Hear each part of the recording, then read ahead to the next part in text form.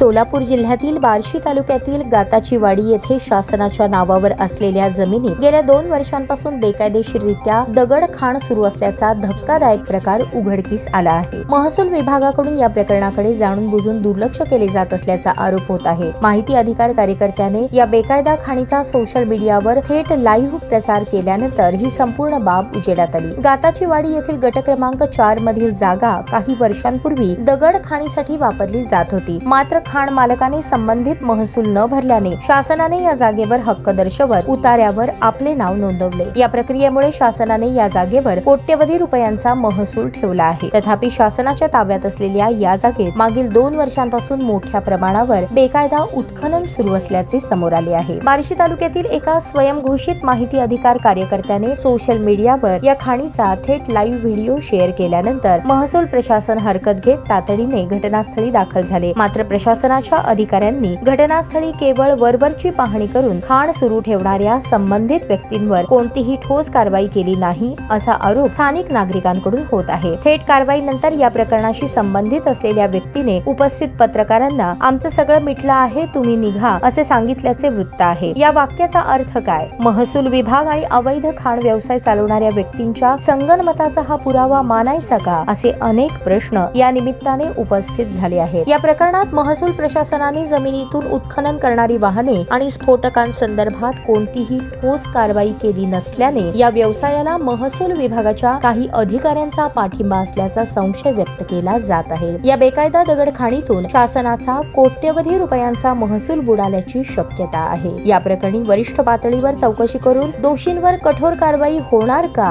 हा मोठा प्रश्न आहे। या प्रकरणाचा पुढील तपशीलवार अभ्यास करून महसूल प्रशासनाच्या भूमिकेवर अधिक प्रकाश टाकणार आहोत। या उत्खनन प्रकरणामध्ये आणखी कोणते अधिकारी आणि स्थानिक राजकीय मंडळी गुंतले आहेत, महसूल प्रशासन यावर काय भूमिका घेणार, या संबंधीचा पाठपुरावा आम्ही पुढील भागात करणार आहोत।